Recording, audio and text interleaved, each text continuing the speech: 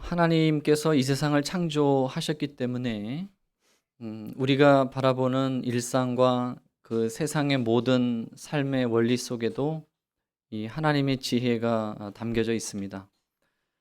그래서 시편 119편에 보면 하나님의 말씀을 가까이 하는 자들이 스승보다 더 그 지혜롭고 또 그 명철함이 노인보다 더하다, 이렇게 이야기를 합니다. 어, 하나님의 말씀 속에는 세상에서 이 스승이라고 하는 것은 지식을 통해서 깊은 깨달음을 가지고 있는 사람들이겠고, 또 노인은 경험을 통해서 깊은 깨달음을 가지고 있는 자들일 텐데, 하나님의 말씀을 가까이 하는 자들은 이들보다 훨씬 더 깊은 깨달음을 가지고 있다. 그러니까 우리가 살아가는 일상의 깊음뿐만 아니라 그 속에서 영적인 것까지 가지고 있다라고 하는 것이 이제 성경의 내용이 됩니다. 오늘 우리가 이 포도나무라고 하는 이 비유를 보게 될 텐데, 이것은 지극히 일반이잖아요. 성경을 모르는 사람도 이 포도나무가 어떻게 열매를 맺는지를 알 수 있습니다. 그런데 이 포도나무가 열매를 맺고 생명을 맺어가는 이 원리가 구원의 원리와 같다는 겁니다. 포도나무가 열매를 맺도록 누가 만드셨냐면 하나님이 그러셨거든요. 그러니까 하나님께서 하신 이 창조와 생명의 원리가 구원에 그대로 녹아 있음을 예수님께서 오늘 이제 말씀을 통해서 우리들에게 이야기를 하는 것입니다. 요한복음 14장에서는 내가 곧 길이요 진리요 생명이다라고 이야기를 할 때 예수님께서 진리가 무엇인지, 내가 진리가 무엇인지에 대해서 이제 무게중심을 두고 다루었어요. 내 말이 곧 하나님의 말과 같다. 내 말이 곧 하나님의 말과 같다라고 해서 삼위일체 되시는 하나님, 예수 그리스도에 대해서 이제 다뤘다면, 요한복음 15장은 내가 곧 길이요 진리요 생명 가운데 이 생명에 관한 부분들을 말하고 있습니다. 예수님이 어떻게 생명이 되는가, 오늘 그 말씀을 통해서 우리가 한번 보겠습니다. 1절과 2절에 보시면 나는 참 포도나무요 내 아버지는 농부라. 물은 내게 붙어 있어 열매를 맺지 아니하는 가지는 아버지께서 그것을 제거해 버리시고, 물은 열매를 맺는 가지는 더 열매를 맺게 하려 하여 그것을 깨끗하게 하신다. 이렇게 말씀하고 계십니다. 하나님 아버지는 농부, 예수님은 포도나무, 우리는 가지. 우리가 참 어렸을 때 주일학교 다녔을 이 내용을 너무나 많이 익히 들었던 바로 그러한 내용들입니다. 여기에서 이제 중요한 과제가 있습니다. 요한복음 15장에서 중요하게 다루는 과제가 바로 뭐냐면 열매를 많이 맺어라, 이제 이런 내용이 되는데, 열매를 많이 맺자라고 하는데, 우선 이거 아니에요. 뭐가 아니었냐면 우리 보고 열매를 많이 맺어라, 이렇게 말하는 것은 아닙니다. 우리 보고 열매를 많이 맺어라. 요한복음 15장이 열매를 많이 맺자인데 우리 보고 많이 열매를 맺어라, 이렇게 얘기하고 있지는 않아요. 이 성경에 있어서 굉장히 중요한 내용입니다. 이것은 신앙적 접근으로 하셔야 돼요. 왜냐하면 가지는 열매를 맺을 수 없습니다. 가지는 열매를 맺을 수가 없고, 가지라고 하는 것은 열매가 맺히는 장소인 것이지 가지가 열매를 맺게 하는 곳은 아닙니다. 열매를 맺게 하는 곳은 어디냐면 뿌리와 줄기다. 이제 이 얘기를 예수님께서 말씀하고 싶어 하는 거죠. 그러니까 우리들의 한계입니다. 우리는 가지입니다. 우리는 열매를 맺을 수 없습니다. 그런데 열매를 맺는단 말이죠. 그러니까 열매를 맺는, 바로 그 내용이 되는 거예요. 그래서 5절에 보면 이렇게 나오죠. 나는 포도나무요 너희는 가지라. 그가 내 안에 내가 그 안에 거하면 사람이 열매를 많이 맺나니 나를 떠나서는 너희가 아무것도 할 수 없다. 아무것도 할 수 없습니다. 아무것도 할 수 없다. 여기서 말하는 이 열매라고 하는 것은 사랑으로 대변이 되는데, 특별히 하나님의 명령입니다. 세상에서 말하는 도덕과 윤리가 아니라 하나님의 명령, 하나님의 성령의 열매, 이런 것을 말하는 것인데, 이것이 예수님을 떠나서는 아무것도 할 수가 없다. 가지 스스로 이렇게 덩그러니 열매를 맺을 수 있는 방법은 없다라고 이렇게 이야기를 하는 겁니다. 성경은 물론 이렇게 많이 얘기해요. 8절에 있는 것처럼 너희가 열매를 많이 맺으면 내 아버지께서 영광을 받으실 것이요 너희는 내 제자가 되리라. 너희가 열매를 맺으라 이렇게 얘기를 하잖아요. 너희가 열매를 맺어라 라고 얘기를 하죠. 새 계명을 주노니 서로 사랑하라. 내가 너희를 사랑한 것 같이 너희도 서로 사랑하라. 순종하라. 성경은 이런 얘기를 너무나 많이 합니다. 행위에 관한 내용들을 너무나 많이 강조해요. 그런데 그 행위라고 하는 것의 강조점은 올바르게 믿었을 때 그런 행위가 나타날 거야 라고 하는 것을 말하는 거예요. 다시 말하면 똑바로 믿어라 라는 겁니다. 너희가 왜 행위가 없는 줄 아니? 너희가 왜 열매가 없는 줄 아니? 그것은 너희가 제대로 믿지 않아서 그런 거야. 이렇게 이야기를 하는 겁니다. 그래서 행위를 하려고 애쓰는 것이 아니라 우리는 신앙을 하려고 애쓰는 거예요. 믿으려고 애쓰는 거예요. 하나님을 믿으려고 애를 쓰면 거기에서 열매는 맺혀지게끔 되어져 있어요. 누가 하는 일이요? 하나님이 하는 일입니다. 그래서 8절에 누가 영광을 받냐면 우리가 영광을 받는 것이 아니라 하나님 아버지께서 영광을 받는 것이다 라고 이야기를 하는 겁니다. 그러니까 신앙은 방향이 늘 중요해요. 여러 차례 이야기했죠. 신앙은 늘 방향이 중요합니다. 자, 예수님 되시는 줄기가 여기 있고 그 사이에 우리의 가지가 있고 여기 이제 열매가 있어요. 우리 사이에 가지가 있어요. 자, 우리가 가지고 있는 종교나 도덕이나 이런 것들은 가지된 우리들이 이 열매 쪽에 눈을 초점을 맞추고 열매 쪽에 치성을 부린단 말이에요. 이게 종교예요. 열매를 맺으려고 뭘 갖다 바치려고 뭔가를 해내려고 하는 거. 이게 바로 종교예요. 우리 쪽에서 하나님에게로 가려고 애를 쓰는 거예요. 이런 것들이 종교예요. 도덕이고요. 윤리예요. 다 같은 거예요. 도덕과 윤리도 하나의 종교예요. 넓은 의미로 봤을 때는. 그래서 늘 이런 쪽에서는 어떤 것들이 있냐면 애써서 열매를 맺자, 힘써서 열매를 맺자, 사랑하자 어떤 캠페인이나 운동을 벌이죠. 늘 이마에 띠를 띠고 교회 강대상에 현수막이 떨어질 날이 없어요. 그래야 뭔가 이렇게 발동할 수 있는 원동력이 되잖아요.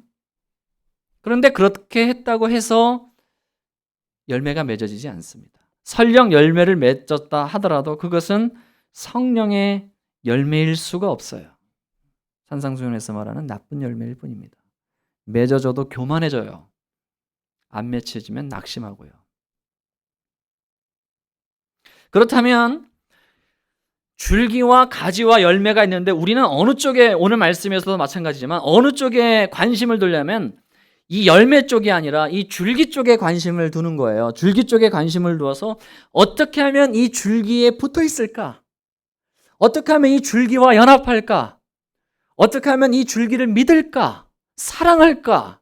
여기에 우리의 관심과 우리의 모든 것들을 다 쏟아붓는 거예요. 바로 믿는 거예요. 예수 그리스도와 하나가 되는 거예요. 성령과 연합하는 거예요. 그럴 때 열매는 절로 맺혀지게 될 수밖에 없어요. 왜냐하면 생명은 내가 곧 길이요 진리요 생명이니 내가 누구요?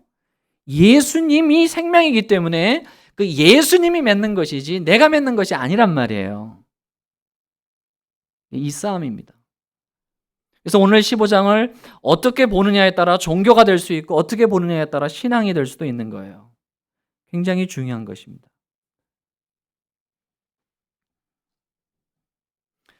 내 삶에서 사랑으로 대표가 되는 이 열매는 물론 사랑으로 대표가 되는 것인데 하나님의 말씀을 지키고 순종하는 사랑이라고 대표되는 왜 이 성령의 열매가 없을까? 왜 내 마음이 왜 이렇게 날카롭고 이렇게 늘 사람들만 보면 밉고 그냥 댕댕거리고 싶고 왜 눈이 이렇게 가자미 눈같이 찢어지고 왜 그럴까? 왜 나는 열심을 내는 것 같고 헌금도 열심히 하는 것 같고 기도도 열심히 하고 예배도 열심히 하는 것 같은데 왜 내 삶에 전인격적인 삶의 변화가 없을까? 내 전인격적인 이 그리스도인의 살과 피가 내 저 발끝까지 다 왜 이 혈액이 다 흘러가지 못할까? 여러분, 방향이 잘못되어서 그런 겁니다. 방향이 잘못되어서 그렇습니다. 내가 맺어내려고 하기 때문에 그런 거예요. 내가 맺어내려고 하는 거기 때문에 그렇습니다. 그것은 치성일 뿐입니다. 생명은 인간의 노력으로 되는 것이 아니라 생명은 연합으로 되는 겁니다. 열매라는 단어가 이 카르포스라고 하는 헬라어 단어인데요. 식물에게도 사용하고 사람에게도 사용하는 단어입니다. 식물에게 사용할 때 이 카르포스라고 하는 단어는 열매, 과실. 사람에게 사용했을 때는 자식, 자손. 같은 단어입니다. 자손. 내 자식을 같은 단어로 써요. 자손. 한글말로는 그거를 자식이다 이렇게 번역을 하지만 똑같이 열매라는 단어입니다. 에베소서에서는 이 원리를 우리들에게 말해요. 에베소서에는 이 원리를 말하는데 사람의 비유를 들어서 이야기를 하죠. 아까 박정홍 장로님이 얘기한 것처럼 여기에서는 식물의 비유를 예를 들어서 포도나무와 가지로 연합이 된다 하지만 에베소서에서는 머리와 몸으로 하나가 된다 이렇게 이야기를 해요. 사람으로 비유를 해요. 그러면서 에베소서에서는 뭐라고 얘기하냐면 예수님을 남편과 신랑, 교회를 신부와 아내 이렇게 얘기를 해요. 그러면 신랑과 신부가 열매, 다시 말하면 아이를 낳는 카르포스 하는 아이를 낳는 그 방법이 바로 뭐냐면 남편과 결혼해서 그 몸이 하나가 될 때 생명이 잉태하는 겁니다. 누구나 다 아는 것 아니겠어요? 남자와 여자가 연합하여 결혼하고 연합하여 거기에서 생명이 되는 거예요. 성차별적인 말이 아니에요. 에베소서에 나와 있는 말입니다. 이걸 들으면서 또 성차별이다 이렇게 생각하지 마시고 아내가 아이를 낳죠. 아내가 아이를 낳아요. 낳는 건 누가 낳아요? 아내가 낳아요. 그런데 남편이 없으면 낳을 수가 없죠. 그렇다고 하여 남자들이 훌륭하다 이 얘기 말하려는 거 아닙니다. 이 원리를 말하려고 하는 거예요. 눈에 보일 때 누가 낳아요? 아내가 낳잖아요. 그래서 우리가 생각할 때 이렇게 생각하는 거예요. 자, 눈에 볼 때 누가 열매를 맺어요? 가지가 열매를 맺잖아요. 그래서 우리들 생각엔 이렇게 생각한다고요. 가지가 열매를 맺는구나. 아내가 아이를 낳는구나. 이렇게 생각하지만 그 전에 어떤 동기부여가 있어야 되냐면 줄기와 가지가 연합이 돼야 되고 남편과 아내가 하나가 돼야 되는 거예요. 연합해서 생명이 낳는 거예요. 예수님은 우리의 신랑 되시고 교회는 예수님의 신부가 된다라고 이야기를 하는 거예요. 다시 말하면 우리의 신랑 되신 예수님 앞에 우리 모두는 다 신부인 거예요. 그 신부인 우리는 어떻게 해야 우리 가운데 생명이 맺어지냐면 신랑 되신 예수님과 결혼하여 연합이 되는 거예요. 예수님을 머리로 우리는 그의 몸으로 연합이 될 때 우리 안에 카르포스, 자손, 생명이 발생하게 되는 거예요. 이게 바로 구원의 원리입니다. 에베소서가 이 구원의 원리를 이렇게 이야기를 하는 거예요. 그래서 에베소서에서 참 많이 나오는 단어가 함께입니다. 예수 그리스도와 함께 십자가에 못 박히고 함께 다시 일어나고 함께 오르사 함께 이야기를 너무나 강조하는 거예요. 연합. 에베소서가 교회를 말하잖아요. 이게 교회는 가장 중요한 게 성령의 하나 되게 하심을 힘써 지키는 거예요. 연합, 공동체, 한 몸. 그래서 예수님께서 다시 한번 이야기했지만 14장에 내가 곧 길이요 진리요 생명이니 나로 말미암지 않고는 아버지께로 갈 자가 없다. 나로 말미암지 않고는 영원한 생명을 얻을 수 없다라고 하는 것이 내가 곧 생명이라는 겁니다.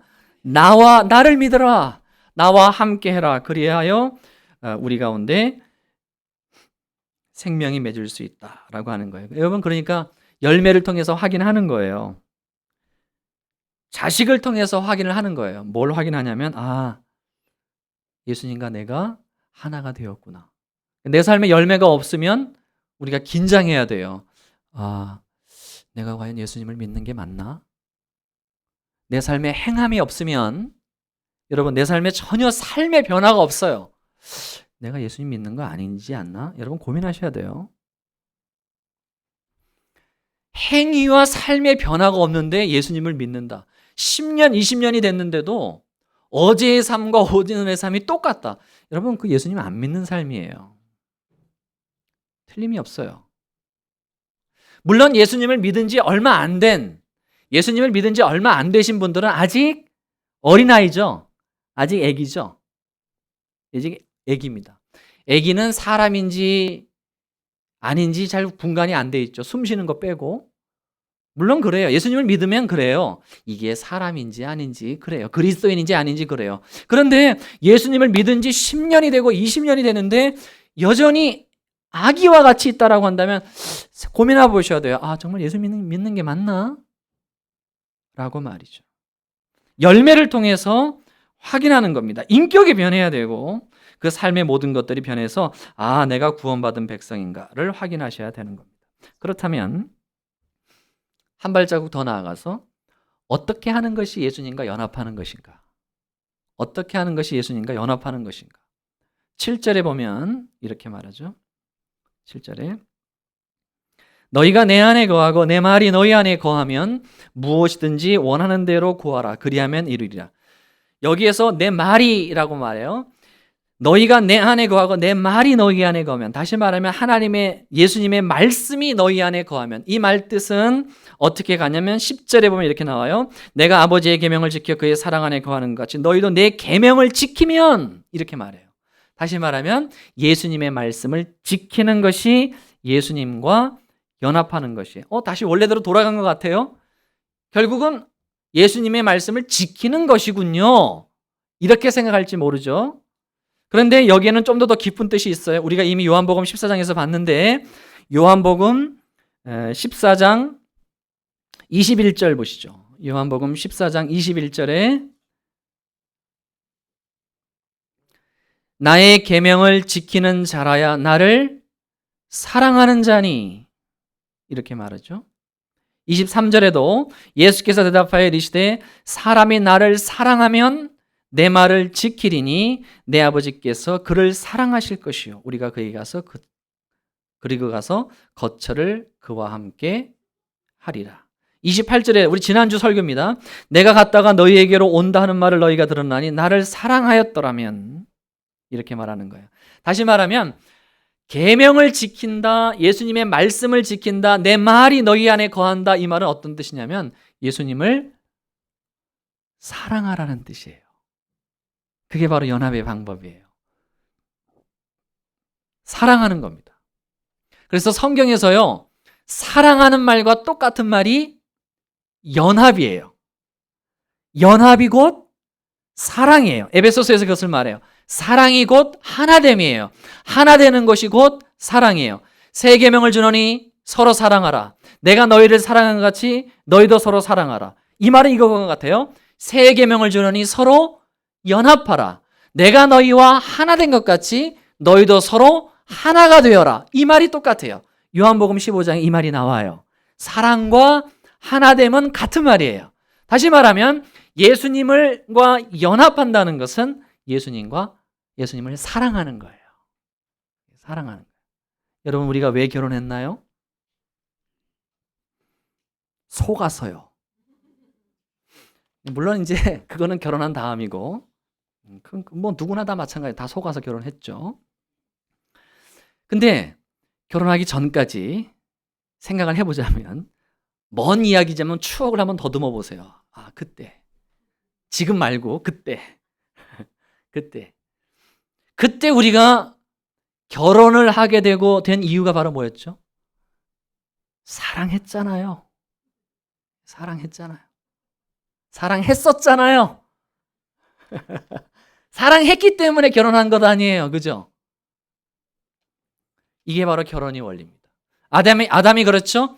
하와가 걸어 나오는 것을 보고 내 뼈 중에 뼈요, 내 살 중에 살이다. 인생 최고의 프로포즈 아닙니까? 내 뼈 중에 뼈요, 내 살 중에 살이. 내 뼈 중에 뼈요, 내 살 중에 살이로다. 이게 무슨 말입니까? 실제로 아담의 갈비뼈를 가지고서 만들었거든요. 아, 나와 당신과 나는 하나다 라고 하는 겁니다.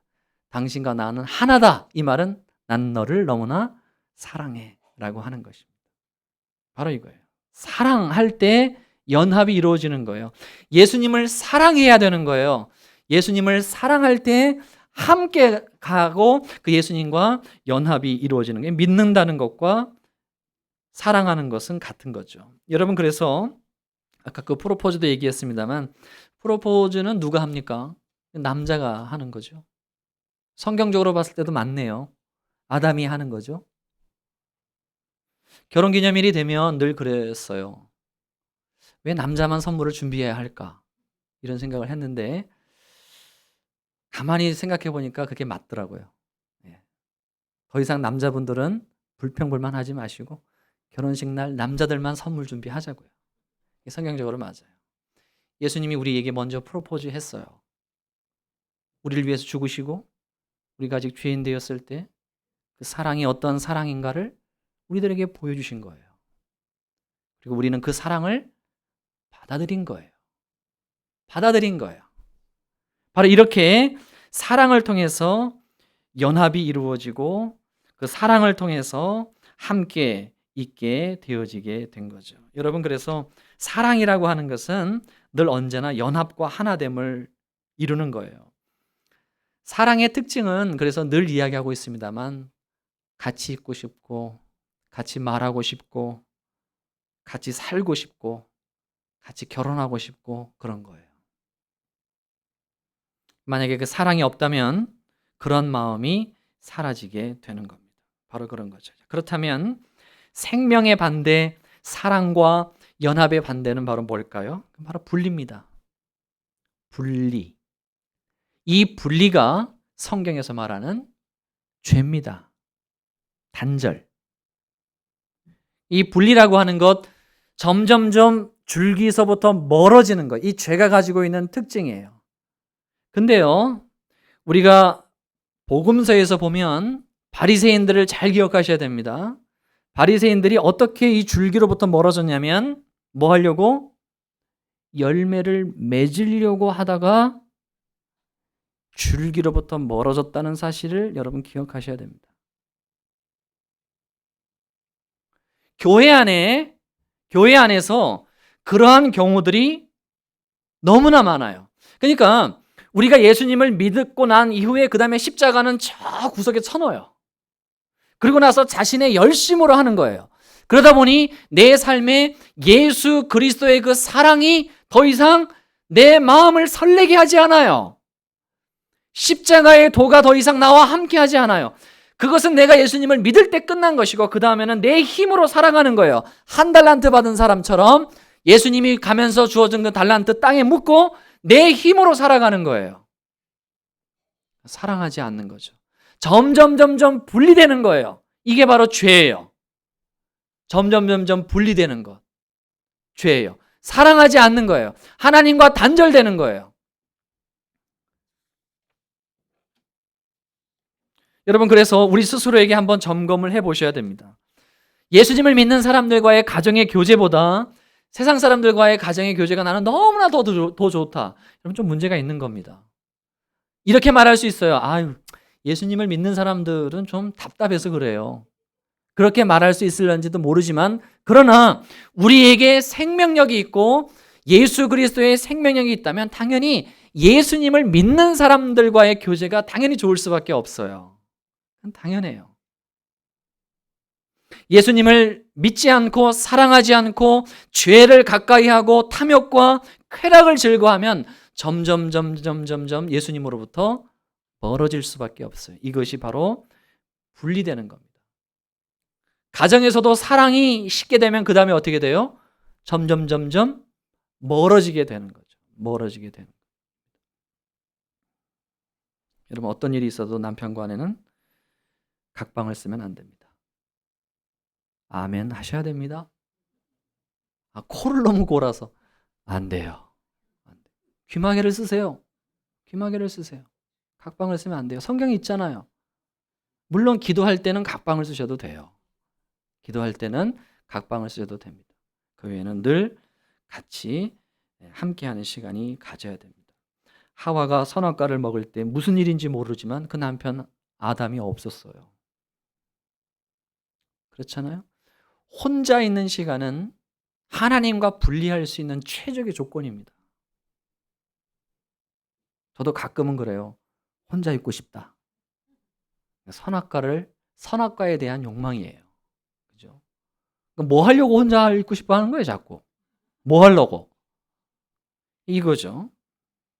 혼자 있는 것이 좋은 것, 기도와 말씀 묵상을 통하여 하나님께 나아갈 때는 골방에 들어가 혼자 있는 것이 좋아야 되겠죠. 그렇지 않고 자꾸 혼자 있는 것을 거부하는 것, 이것은 내 안에 죄성이 있다라고 이렇게 생각할 수 있게 되는 것입니다. 말씀을 정리하겠습니다. 오늘 말씀을 통해서 우리가 어느 쪽에 무게중심을 두고 어느 쪽에 우리가 연합을 이루어 가야 되는 것인가 우리를 보았습니다. 그것은 열매는 줄기와 뿌리 되신 예수 그리스도께서 맺게 하실 것입니다. 우리는 어떤 노력을 하셔야 되냐면 성결과 거룩으로 예수님과 연합할 수 있도록 하셔야 됩니다. 그리고 예수님을 사랑할 수 있도록 하셔야 됩니다. 그러기 위하여 예수님이 어떻게 우리를 위하여 죽으셨고 예수님이 어떠한 사랑으로 우리에게 오셨는가 여러분 기억하셔야 됩니다. 여러분을 너무나 사랑하십니다. 여러분을 너무나 사랑하십니다. 그리고 너무나 그 사랑이 진실되십니다. 여러분 이 세상에 저와 여러분을 어느 누가 그렇게 진실되게 사랑해 줄 수 있나요? 여러분은 없습니다. 오직 예수님은 여러분의 영적인 신랑이 되셔서 영원히 여러분과 함께 해주셨다고 했고 여러분을 너무나 사랑하셨습니다. 그러니 여러분도 예수님을 사랑하시고 그와 연합하십시오.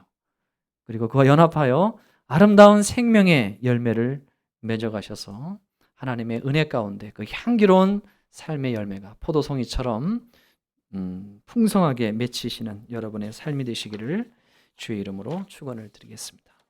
기도하겠습니다. 너희가 내 안에 거하고 내 말이 너희 안에 거하면 무엇이든지 원하는 대로 구하라. 그리하면 이루리라. 하나님 아버지, 우리들의 삶에 그리스도의 풍요로운 열매가, 성령의 넘치는 열매가 가득하게 하여 주옵소서. 그리하여 내 삶에 하나님의 그 생명력이 주렁주렁 열매게 하여 주시고 그 열매가 많은 이웃들이 그 열매와 함께 나눔으로 인하여 하나님 아버지께 영광을 돌리는 우리들의 삶이 될 수 있도록 인도하옵소서.